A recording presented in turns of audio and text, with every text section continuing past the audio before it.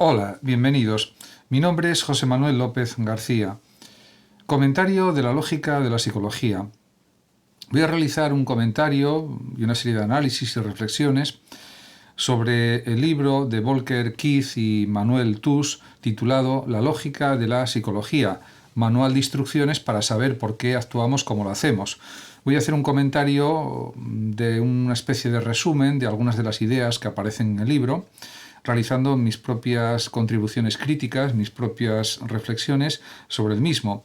Primero, lo que muestra este libro, a mi juicio, que fue publicado en español en el año 2013, hace ya por tanto unos 7 años, pues es que la lógica psicológica de muchas personas no es la que podríamos pensar a priori, sino que es más complicada y a veces incluso más simple de lo que podíamos supuestamente pensar.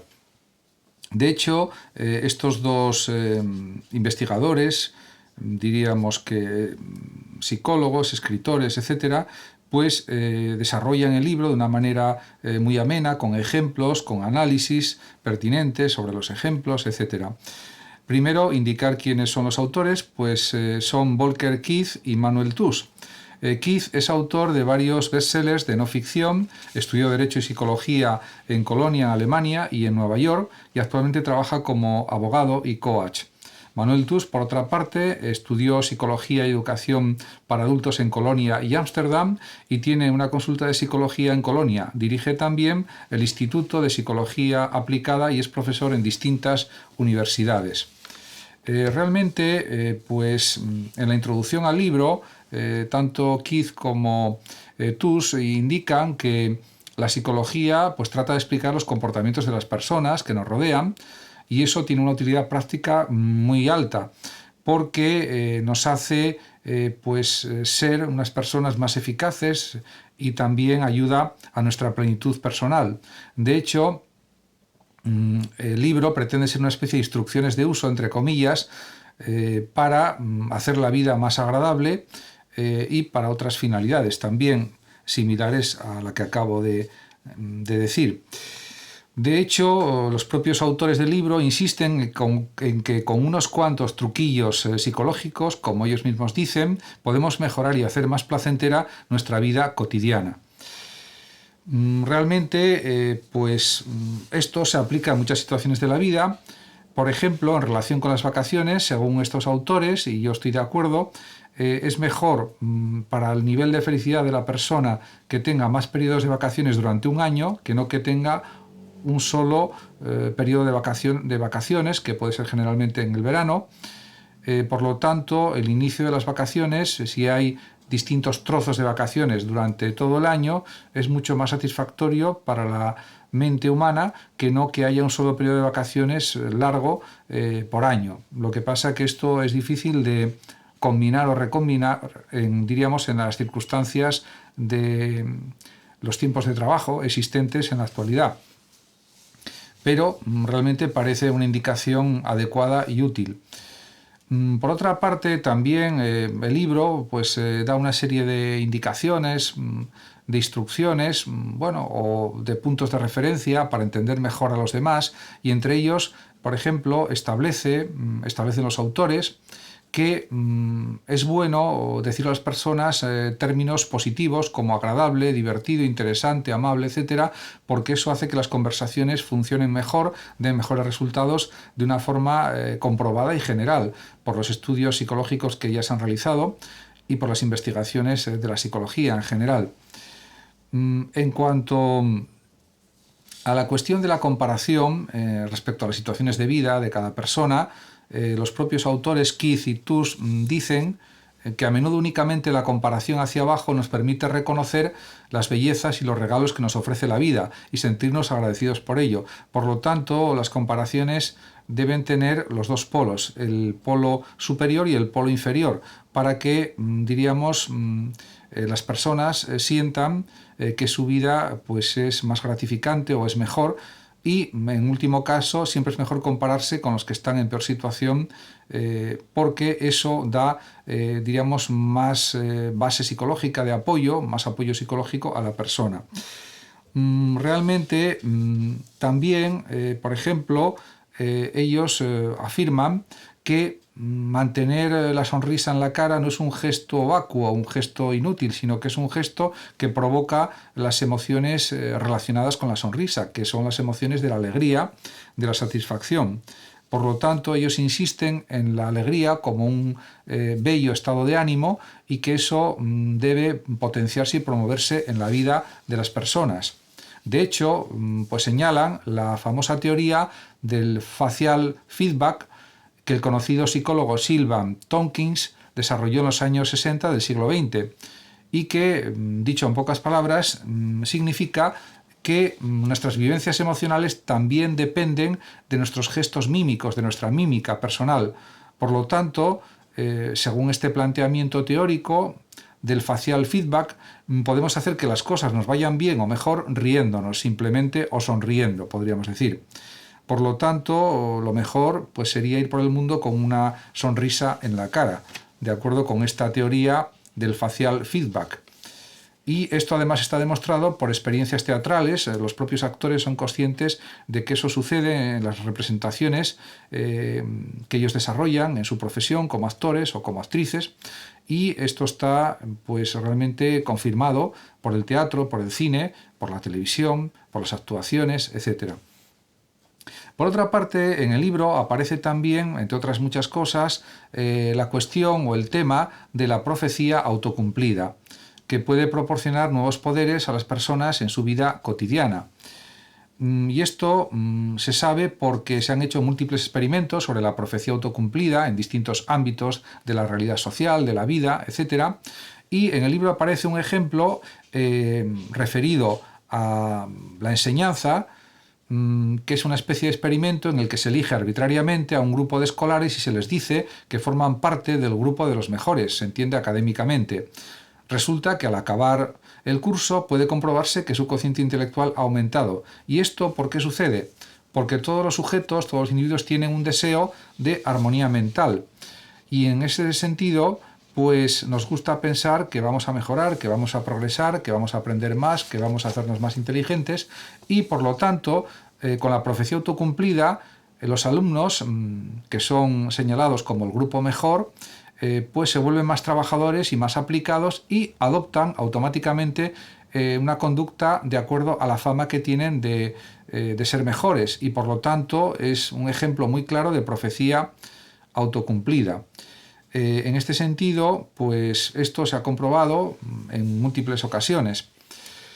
En relación con otras cuestiones de tipo psicológico que aparecen durante el libro, pues también hay una que me llamó especialmente la atención y que se trata de cómo sucede que, a pesar de que en algunos estados, por ejemplo, Estados Unidos, que hay pena de muerte por delitos, por asesinatos, pues resulta que los asesinos siguen realizando esos actos o sigue habiendo asesinatos, porque el temor a la silla eléctrica, a la inyección letal, etcétera, pues parece que no los disuade de seguir con sus actos, ¿no?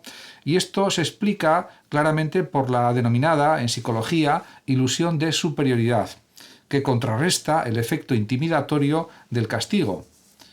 Diríamos que en la mente del presunto asesino está la idea de que no se dejará atrapar y por lo tanto piensa que va a quedar impune ante pues, su delito y por lo tanto pues eso no sirve para que deje de delinquir.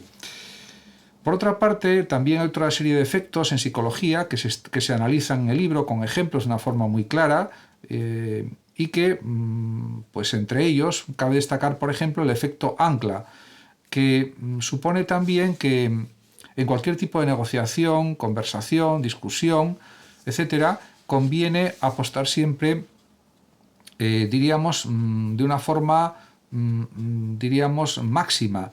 Quien exige más, en definitiva, a menudo consigue más. Por lo tanto, esto es una regla que se comprueba continuamente, diríamos, en los estudios psicológicos, en la observación psicológica, en la experiencia de los psicólogos, de los psiquiatras, etcétera. También aparece en este libro que estoy comentando algunas cuestiones de él, por qué, por ejemplo, volar mata muy poco y en cambio asusta mucho. Aquí, diríamos, la explicación está, según Keith y Tuss, en el error de disponibilidad. ya que, según ellos, según estos psicólogos, tomamos decisiones sin conocer las estadísticas. La estadística de morir en un vuelo de avión, en un vuelo comercial, por ejemplo, de avión, es realmente infinitesimal, es realmente bajísima. Por lo tanto, aunque montáramos en miles de vuelos o decenas de miles de vuelos durante toda nuestra vida, el riesgo seguiría siendo extremadamente bajo, irrisorio, podríamos decir. Así todo, pues mucha gente tiene miedo a volar, pero eso tiene pues una serie de explicaciones conductuales, psicológicas. Pero realmente, pensando de una forma más objetiva y más racional, pues habría que desechar ese miedo o esa fobia, por supuesto. En cuanto a lo relativo a la memoria, en el libro aparece el efecto primacía o también el efecto de los últimos contenidos que aparecen en la memoria, y está claro, según numerosos estudios e investigaciones psicológicas, que lo que mejor se recuerda es lo que está en la parte primera de una exposición y en la parte última, por motivos bastante fáciles de entender.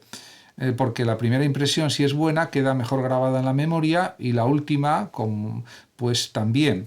De hecho, es lo que se llama el efecto primacía, que se fundamenta en el descubrimiento de que nuestra memoria recuerda mejor las informaciones que llegan primero que las que llegan más tarde. En este sentido, habría que exceptuar las últimas cosas que escuchamos, que generalmente, por ser las más recientes, un efecto, diríamos, de lo reciente, pues hacen que queden mejor grabadas en la memoria, aunque por supuesto con una repetición inteligente y con otras estrategias de memorización se puede recordar todo lo que se dijo en una exposición, en una conferencia, en un seminario, etc. En una ponencia, por ejemplo, también, y en otros actos de tipo comunicativo.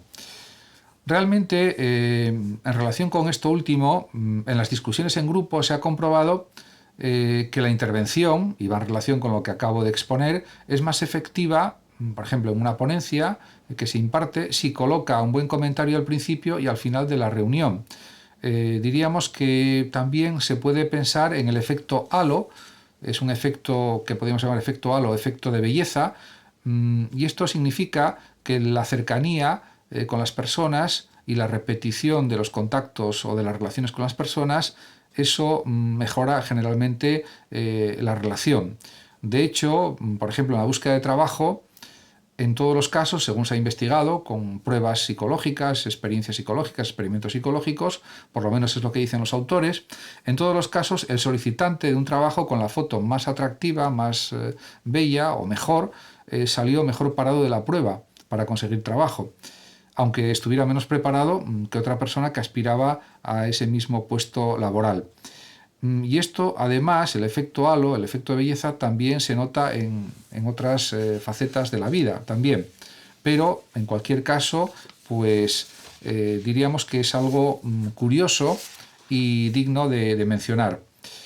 Realmente, como se puede ver, pues las cuestiones en psicología realmente son a veces más sencillas y a veces más complejas, según se mire.